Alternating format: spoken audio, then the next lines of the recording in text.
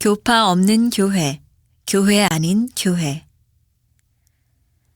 욕을 먹으면 오래 산다고 하는데 욕 먹은 만큼 다 살려면 아직도 100년은 더 살 수 있을 겁니다. 또한 밥으로 채운 배가 아니라 욕으로 채운 배가 남들보다 몇 배는 될 테니 나는 세상에서 가장 배부른 사람입니다. 평양에 가서 교회를 시작했을 때 나를 그렇게 반대하고 돌을 던지던 기성교회가 부산에서도 역시 나를 반대했습니다.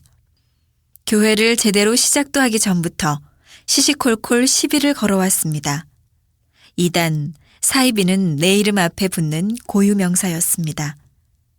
아니 내 이름 문선명은 이단, 사이비와 똑같은 말이었습니다. 이단이니 사이비니 하는 접두사 없이 그냥 이름만으로 불려본 적이 없을 정도였습니다.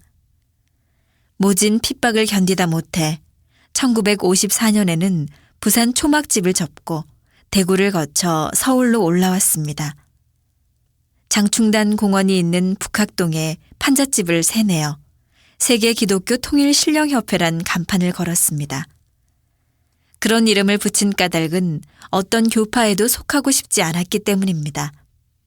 그렇다고 또 다른 교파를 만들 생각은 더더욱 없었습니다. 세계 기독교는 동서고금에 걸친 기독교 전부를 의미하고 통일은 앞으로 나아갈 목적성, 그리고 신령은 부자관계의 사랑을 중심으로 한 영육계의 조화를 암시한 표현이었습니다.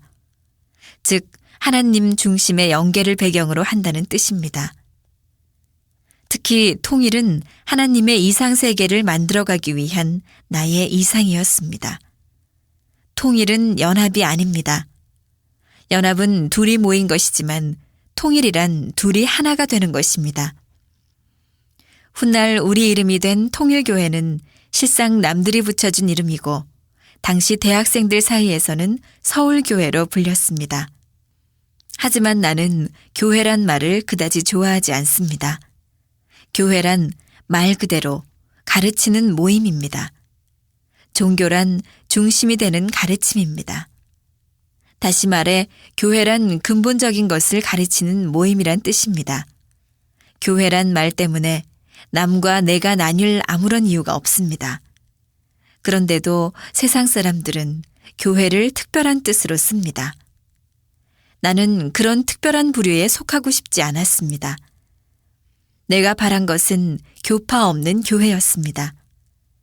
참된 종교는 자기 교단을 희생해서라도 나라를 구하려 들고 나라를 희생해서라도 세계를 구하려 들고 또 세계를 희생시켜서라도 인류를 구하는 것입니다.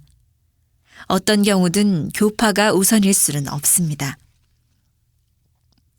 할 수 없이 교회 간판을 붙인 것일 뿐 언제라도 그 간판을 떼어내고 싶은 마음입니다. 교회 간판을 다는 순간 교회는 교회 아닌 것과 구별됩니다. 하나인 것을 둘로 나누는 것은 옳은 일이 아닙니다. 그것은 내가 꿈꾸는 일도 아니고 내가 갈 길도 아닙니다. 나라를 살리고 세계를 살리기 위해서 간판을 떼어야 한다면 지금도 나는 그렇게 할 수 있습니다. 하지만 현실적으로 어쩔 도리가 없어 대문간에 교회 간판을 달았습니다. 좀 높직하게 달면 보기도 좋을 것을 집 처마가 나자 간판을 달 곳도 마땅치 않았습니다. 결국 아이들 키높이 정도의 간판을 달아놓으니 아이들이 간판을 떼어가지고 놀다가 그만 두동강을 내기도 했습니다. 우리 교회의 역사적인 간판인데 버릴 수야 없는 노릇이니 그것을 철사로 얼기설기 엮어 못으로 대문간에 단단히 박았습니다. 간판이 그렇게 천대를 받아서인지 우리들도 말할 수 없는 천대를 받았습니다. 머리를 숙이고 들어가야 할 정도로 처마가 낮은 8자 방에 6명이 모여 기도를 하면 서로 이마가 맞닿을 정도였습니다. 동네 사람들은 우리 간판을 보고 비웃었습니다. 기어 들어가는 집안에서 무슨 세계를 말하고 통일을 꿈꾸느냐고 비아냥댔습니다. 왜 그런 이름을 붙였는지 의미도 알려고 하지 않고 무조건 우리를 미친 사람 보듯 대했습니다. 그래도 우리는 괜찮았습니다. 부산에서는 밥을 구걸하면서도 살았는데 예배 드릴 방이 있는 지금은 겁날 것이 없었습니다. 미군 작업복에 검정 물을 들인 옷을 입고 검정 고무신을 신었지만 마음은 누구보다 당당했습니다. 우리 교회에 나오는 사람들은 서로를 식구라고 불렀습니다. 당시에 우리 식구들은 모두 사랑에 취해 있었습니다. 교회를 생각하면서 마음속으로 가고 싶다란 생각을 하면 몸이 어디에 있든지 내가 하는 일을 다 보고 들을 수 있었습니다. 하나님과 통할 수 있는 내적인 사랑의 전깃줄로 모두 하나가 된 것입니다. 밥을 지으려고 쌀을 안 치다 말고도 교회로 달려오고 새 치마를 갈아입는다고 하면서 구멍난 치마를 입은 채로 달려오기도 하고 교회 못 가게 머리를 깎아 놓으면 민머리를 한 채로 교회로 달려왔습니다. 식구가 늘자 우리는 대학가에서 전도를 시작했습니다. 1950년대의 대학생은 최고의 지성을 갖춘 사람들이었습니다. 우선 이화여대와 연세대학교 앞에서 전도를 시작했는데 얼마 지나지 않아 우리 교회와 함께하는 학생들이 늘어갔습니다. 이화여대 음악과의 양윤영 교수와 기숙사 사감인 한충화 교수도 우리 교회를 찾아왔습니다. 교수들뿐만 아니라 대학생들도 많았는데 그 숫자가 한두 명씩 늘어나는 것이 아니라 한꺼번에 수십 명씩 기하급수적으로 늘어나는 상황이었으니 기성교회는 물론이고 우리들조차 놀라지 않을 수 없었습니다. 대학가 전도를 시작한 지 2달 만에 이화여대와 연세대 학생들을 중심으로 교인이 폭발적으로 늘어났습니다. 그 속도가 너무 빨랐습니다.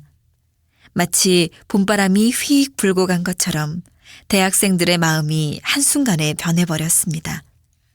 이화여대 학생들이 하루에 수십 명씩 보따리를 싸들고 나왔습니다. 기숙사에서 나가지 못하게 하면 왜요? 왜 못 나가게 하는 거요? 못 나가게 하려면 나를 죽여주시오. 죽여주시오. 하며 기숙사 담을 넘는 것도 예사였습니다. 내가 말려도 소용이 없었습니다. 깨끗한 학교보다도 발골인내 진동하는 우리 교회가 좋다며 막무가내였습니다. 결국 이화여대 김환란 총장은 종교사회사업학과의 김영훈 교수를 우리 교회로 급파했습니다. 캐나다에서 공부를 한 김 교수는 이화여대에서 촉망받는 여성 신학자였습니다. 통일교 교리의 허점을 찾아내 학생들이 우리 교회로 몰려가는 걸 막아보려고 일부러 신학을 전공한 김 교수를 보낸 것입니다. 그런데 특사 자격으로 찾아온 김 교수는 나를 만난 지 일주일 만에 우리 교회의 열성 신도가 되어버렸습니다. 김 교수까지 우리 교회를 인정하자 이화여대의 다른 교수들과 학생들이 더욱 우리를 신뢰하기 시작했습니다. 신도가 눈덩이처럼 늘어났던 것은 말할 것도 없습니다. 일이 걷잡을 수 없이 커지자 기성교회에서는 내가 교인들을 빼내간다고 또다시 공격하기 시작했습니다. 나는 억울한 기분이 들었습니다. 난 내 설교만 들으라고 강요하거나 우리 교회만 다니라고 한 적이 없었습니다. 앞문으로 쫓아내면 뒷문으로 들어오고 문을 닫아 걸면 담을 넘어 들어오는 것을 도무지 내 힘으로 막을 수 없었습니다. 그러자 정작 당황한 건 연대와 이대였습니다. 기독교 재단 학교로서 다른 종파의 교회로 학생들과 교수들이 몰려가는 것을 그냥 두고 볼 수만은 없었던 것입니다.